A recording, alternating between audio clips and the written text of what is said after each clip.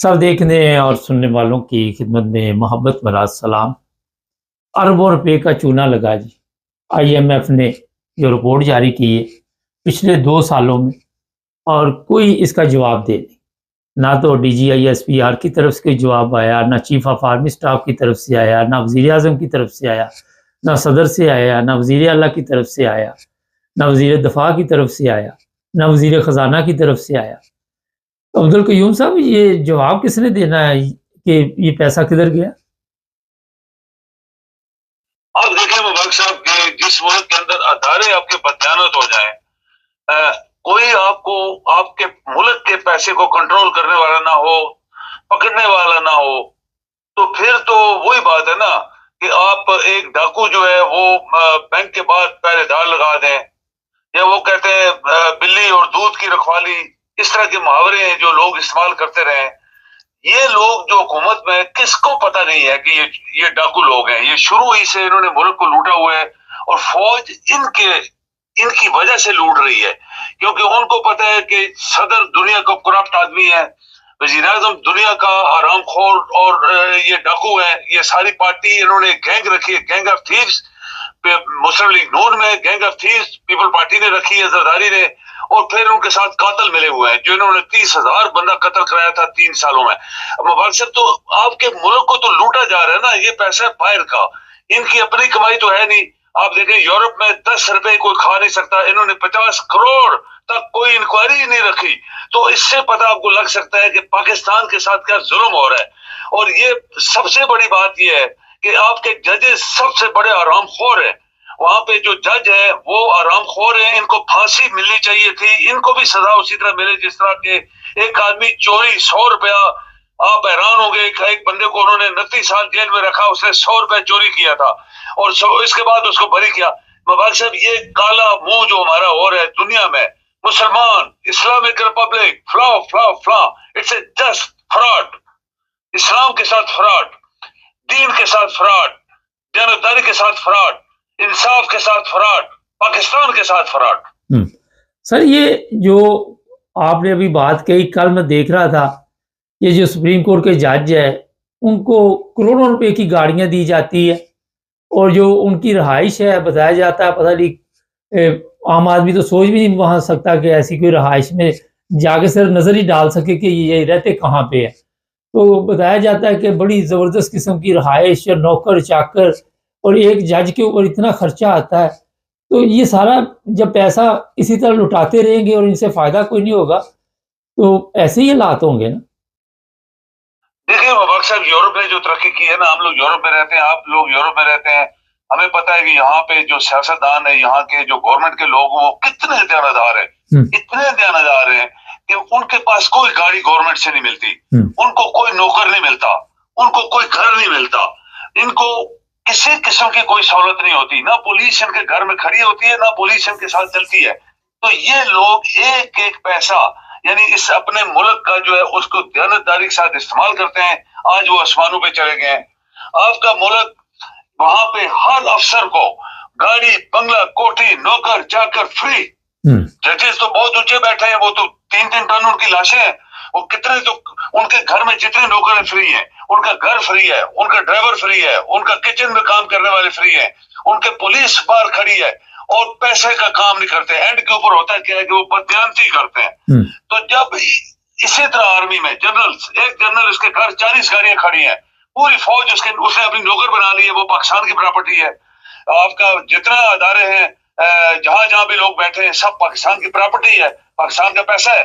वो समझते मेरे बाप की प्रॉपर्टी है, जैसे ये चीफ ऑफ आर्मी स्टाफ बन के कहते हैं मेरे बाप का मुल्क है, बाप की प्रॉपर्टी है, बाप का सब कुछ है, जबकि ये गरीब तरीन इंसान था, उसकी गली में से गुजर नहीं सकता था आदमी जहां ये पला है। तो जब मुबारक साहब, जब सब लोग इस मुल्क को काटना ही शुरू कर दें, तो हम तो मकरूज हैं, सिर्फ पूरी दुनिया का पाकिस्तान मकरूज है। आपके साथ चाइना दुनिया को आंख दिखा रहा है, वो हमसे 2 साल बाद आजाद हुआ। जितने एशिया के बड़े तरक्की याफ्ता ममालिक हैं, या यूरोप की आप मिसाल दें, अमेरिका, बरतानिया, कभी आपने वजीर आजम जो रिटायर होता है, चला जाता है, दोबारा उसकी शक्ल आप नहीं देखते, वो किधर गायब हो गया, ट्रेनों पे जा रहे होते हैं। आपका वो बरतानिया का वजीर आजम اسپین میں ایک عام ہوٹل میں جا کے ٹھہرا تھا تو انہوں نے کہا یہ تو برطانیہ کا ٹونی وزیر اعظم تھا، تو انہوں نے پولیس کو بتایا جی یہ تو ادھر آ گیا ہمارے ہوٹل میں. تو یہ دیانتداری کا ایک ثبوت ہے جو مسلمانوں کا خصلت ہونی چاہیے تھی مبارک صاحب.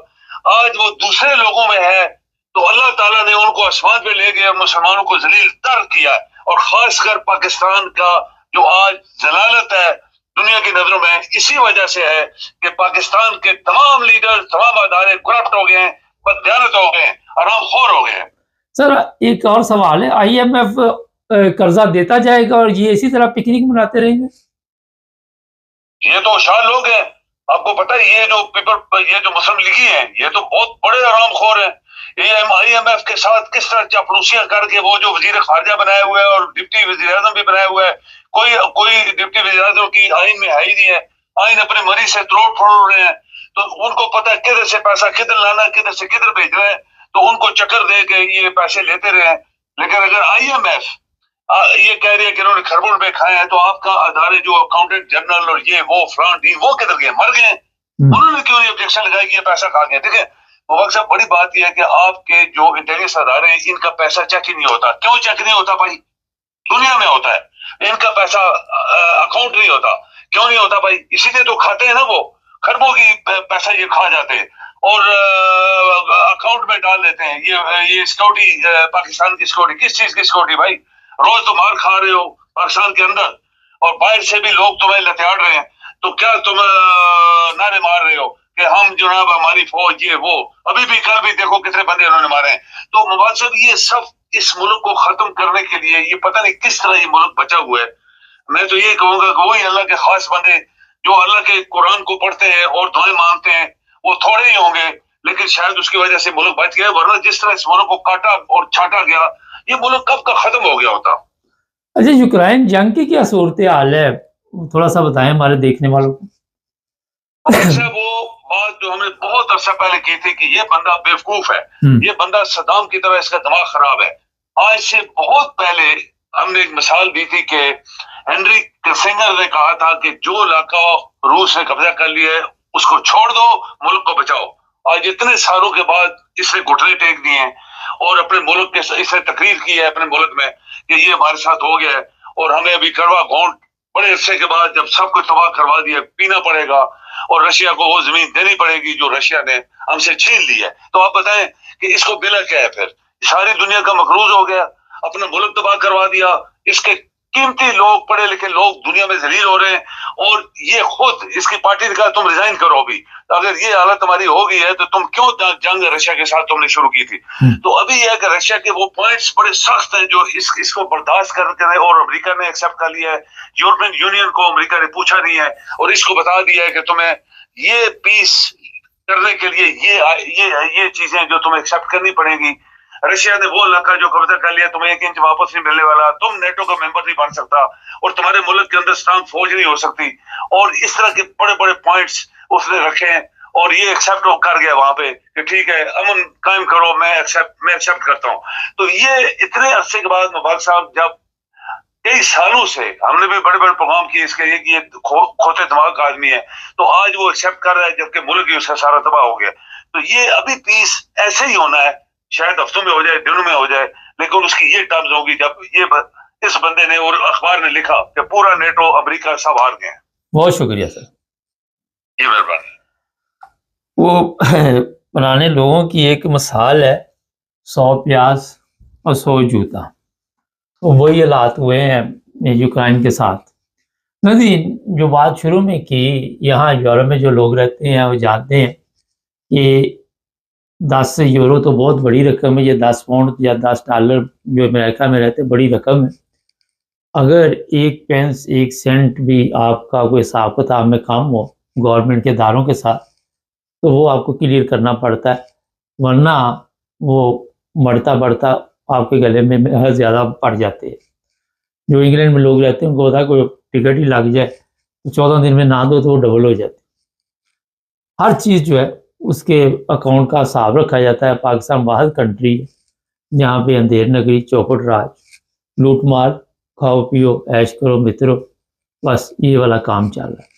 کس نے اتنے ارب کا چونا کہاں لگا کون کون اس میں وہ سب کو پتہ ہی ہے. جب آپ پلین لے کے کبھی کسی جگہ نکل جائیں گے, کبھی کسی جگہ نکل جائیں گے, کبھی اگر ایک وزیر نے جانا تو پوری فیملی نے ساتھ پکنک کے لیے جانا, مہنگے ہوٹلوں میں ٹھہرنا, مہنگے کھانے, شراب, بلیتی, وہاں یہاں پہ تو کوئی اتنا مسئلہ نہیں.